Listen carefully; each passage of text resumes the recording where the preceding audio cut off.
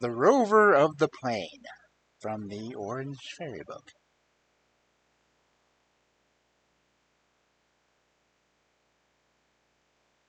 A long way off, near the sea coast of the east of Africa, there dwelt, once upon a time, a man and his wife. They had two children, a son and a daughter, whom they loved very much, and, like parents in other countries, they often talked of the fine marriages the young people would make some day.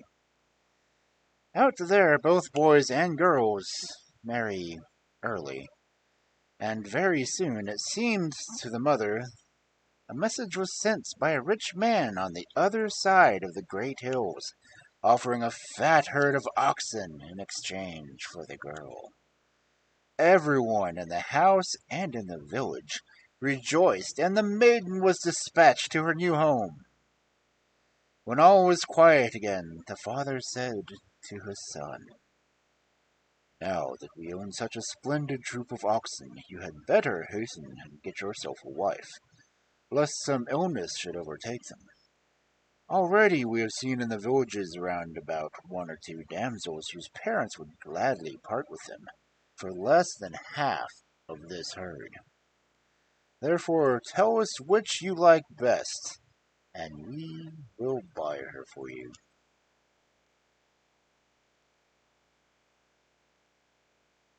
Hopefully as in a dowry. Some slow trans chats.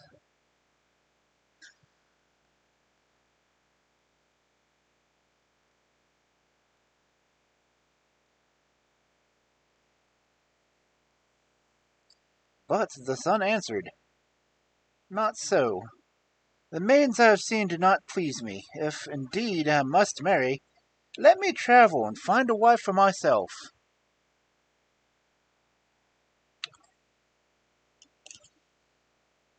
"It shall be as you wish," said the parents.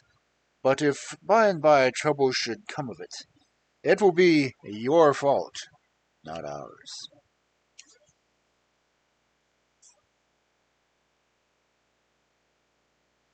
The youth, however, did not listen, and bidding his father and mother farewell, set out on his search. Far, far away he wandered, over mountains and across rivers, till he reached a village where the people were quite different than those of his own race. He glanced about them and noticed that the girls were fair to look upon, and they pounded maize or stewed something that smelt very nice in earthen pots, especially if you were hot and tired.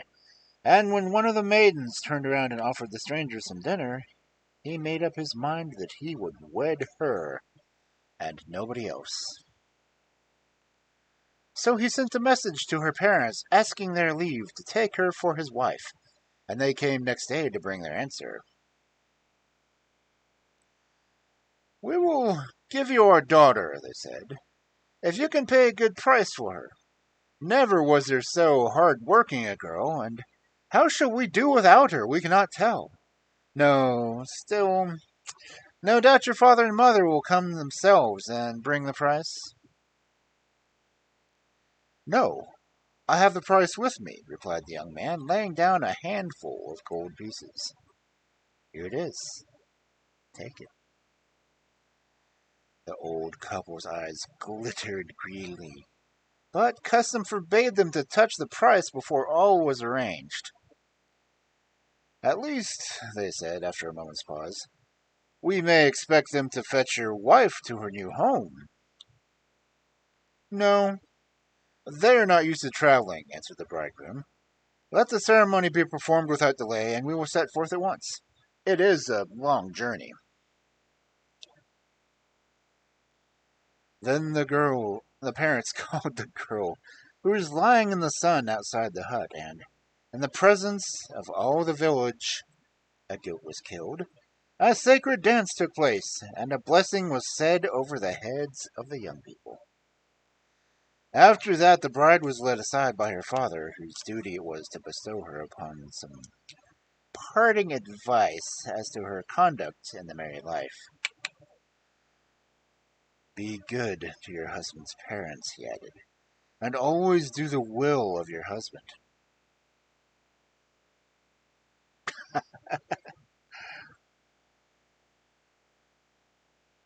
And the girl nodded her head obediently.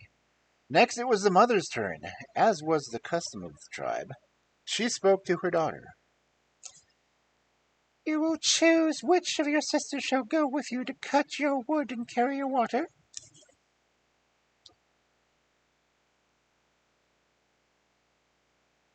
I do not want any of them, answered she. They are of no use. They will drop the wood and spill the water. Then will you have any of the other children? There are enough to spare, asked the mother again. But the bride said quickly, I will have none of them. You must give me your buffalo, the Rover of the plain, and he alone shall serve us. What folly you talk, cried the parents. Give you our buffalo, the Rover of the plain? Why, you know that our life depends on him. Here he is well fed and lies on soft grass. But how can you tell what will befall him in another country? The food may be bad. He will die of hunger. And if he dies, we die also. No, no, said the bride. I can look after him as well as you. Get him ready, for the sun is sinking, and it is time we set forth. So she went away and put together a small pot filled with healing herbs, a horn that she used in tending sick people, a large knife, and a calabash containing deer fat. And, hiding these about her, she took leave of her father and mother and started across the mountains by the side of her husband. But the young man did not see the buffalo that followed them, which he had left his home to be the servant of his wife. No one ever knew how the news spread to the kraal that the young man was coming back, bringing a wife with him. But somehow or another, when the two entered the village, every man and woman was standing in the road, uttering shouts of welcome. You are not dead to us after all, cried they, and have found your wife to liking, though you would have none of our girls. Well, well, you have chosen your own path. If ill comes of it, beware lest you grumble. The next day the husband took his wife into the fields and showed her which were his, and which belonged to his mother. The girl listened carefully to all he told her, and walking him back with her to the hut, but to close the door, she stopped and said, I have dropped my necklace of beads in the field, and I must go and look for it.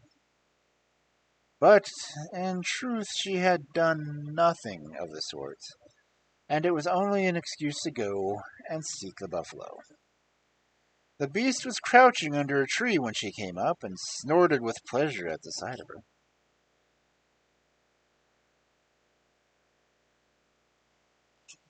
You can roam about this field, and this, she said, for they belong to my husband, and that is his wood where you may hide yourself. But the other fields are his mother's, so beware lest you touch them. I will beware, answered the buffalo, and patted his head, and the girl left him. Oh, how much better a servant was he than the little girls and the bride had refused to bring with her. If she wanted water, she only had to cross the patch of maize behind the hut and seek out the place where the buffalo lay hidden, and put down her pail beside him. Then she would sit at her ease while he went to the lake and brought the bucket back brimming over. If she wanted wood, she would break the branches off the trees and lay them at her feet. All the villagers watched her return laden and said to each other, Surely the girls of her country are stronger than our girls. None of them could cut so quickly or carry so much. But then nobody knew that she had a buffalo for a servant. Only all this time she never gave the poor buffalo anything to eat, because she had just one dish, out of which she and her husband ate. While in her old home, there was a dish put aside expressly for the rover of the plain. The buffalo bore it as long as he could, but one day, when his mistress bade him to go to the lake and fetch the water, his knees almost gave way from hunger. He kept silent, however, till the evening, when he said to his mistress, "I'm nearly starved. I've not touched food once since I came here. I can work no more." "Alas," she answered, "what can I do? I only have one dish in the house. You'll have to steal some beans from the fields. Here, take a few here and a few there. Be sure not to take too many from one place, or the owner may notice it." Now, the buffalo had always lived an honest life, but his mistress did not feed him. He must go get food for himself.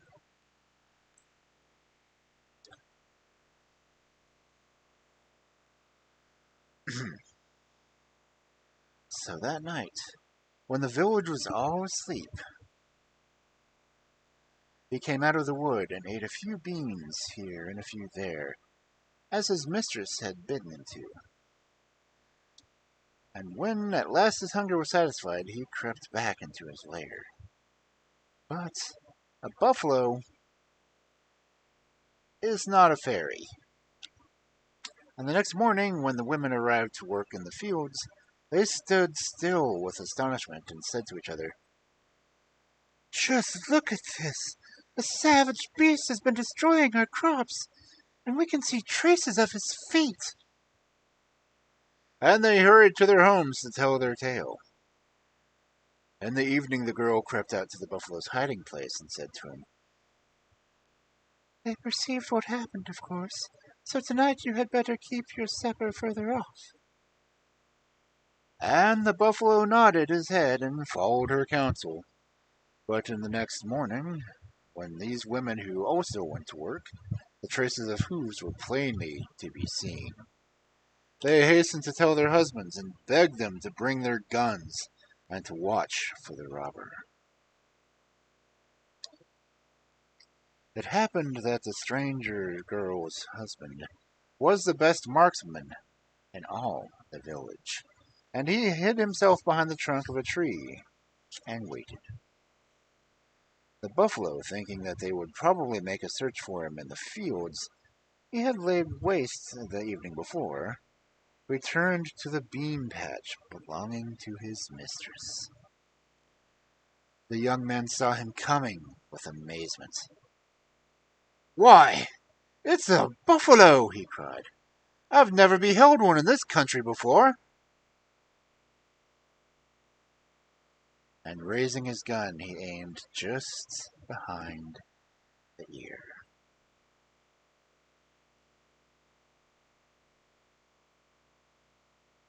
Buffalo gave a leap into the air and then fell dead.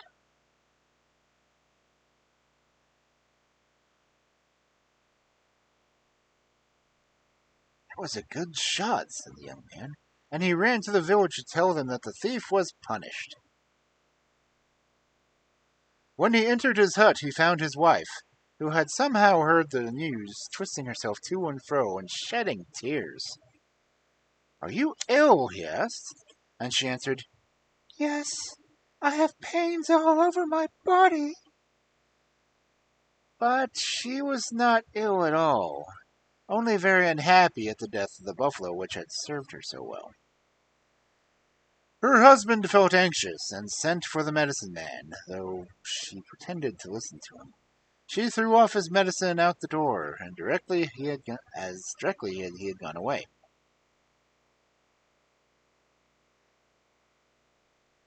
With the first rays of light, the whole village was awake, and the women set forth armed with baskets, and the men with knives in order to cut up the buffalo.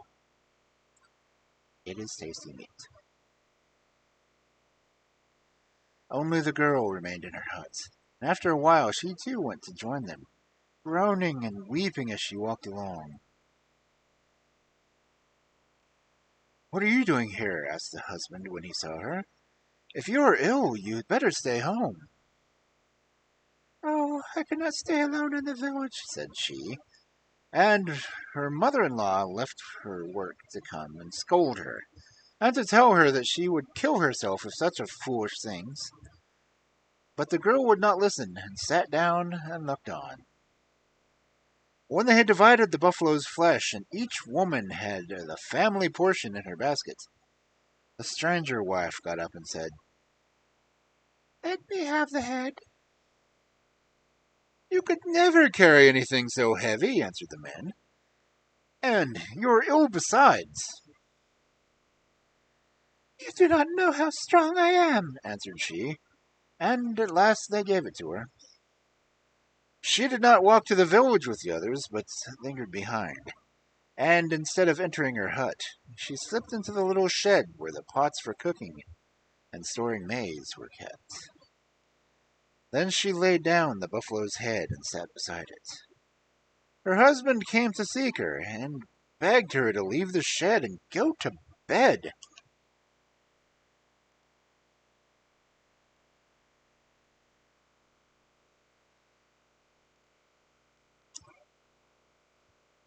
And she must be tired out. But the girl would not stir, neither would she attend to the words of her mother-in-law. "I wish you would leave me alone," she answered. "It is impossible to sleep if someone is always coming in." And she turned her back on them, and would not even eat the food they had brought. So they went away, and the young man soon stretched himself out on his mat, but his wife's odd conduct made him anxious, and he would lay awake all night listening.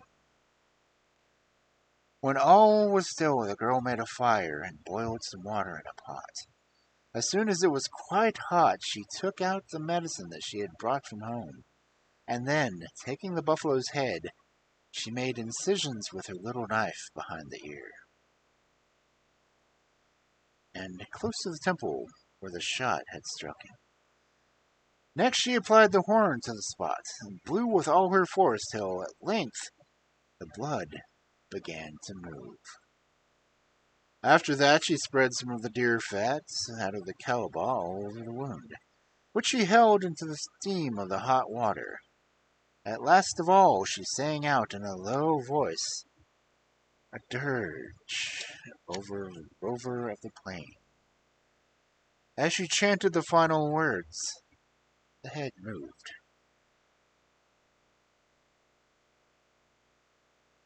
and the limbs came back. The buffalo began to feel alive again, and shook his horns, and stood up, and stretched himself. Unluckily, it was just at that moment that the husband said to himself, "I wonder if she is crying still. What is the matter with her? Perhaps I had better go and see." And he got up, and calling her by her name, went out to the shed. "Go away! I don't want you!" she cried angrily. But it was too late. The buffalo had fallen to the ground, dead, and with a wound in his head as before.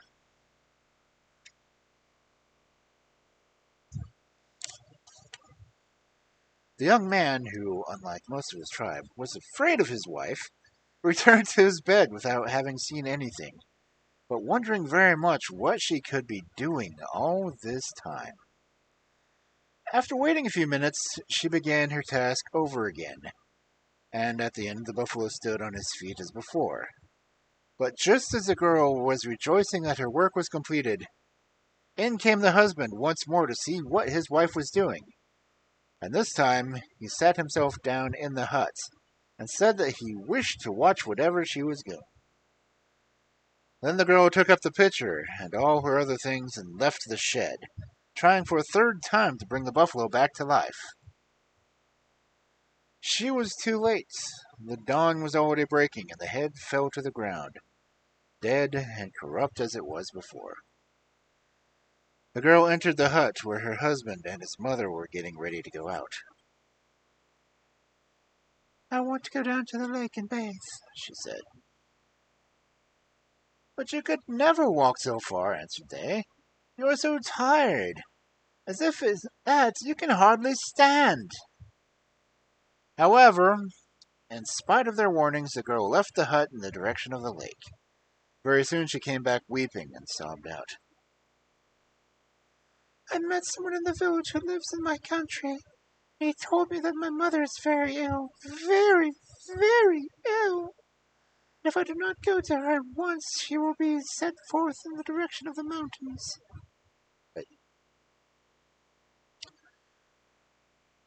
I missed a line. If I do not go to her at once, she will be dead before I arrive. I will return as soon as I can, and for now, farewell. And she set forth in the direction of the mountains. But, this story was not true. She knew nothing about her mother, only she wanted an excuse to go home and tell her family that their prophecies had come true and that the buffalo was dead. Balancing her basket on her head, she walked along, and directly she had left the village behind her, she broke out into the song of the Rover of the Plain. And at last, at the end of the day, she came to the group of huts where her parents lived. Her friends all ran to meet her, and weeping, she told them that the buffalo was dead. This sad news spread like lightning through the country, and the people flocked from far and near to bewail the loss of the beast who had been their pride. If you had only listened to us, they cried, it would be alive now. But you refused all the little girls we offered you, and would have nothing but the buffalo. And remember that the medicine man said, if the buffalo dies, you die also.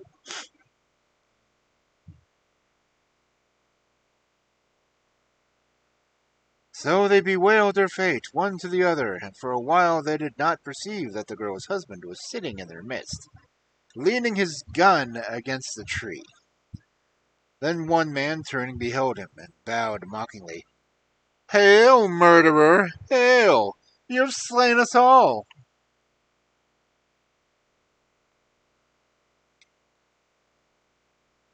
The young man stared, not knowing what he meant, and answered wonderingly. I shot a buffalo. Is that why you call me a murderer? A buffalo, yes, but the servant of your wife. It was he who carried the wood and drew the water. Did you not know?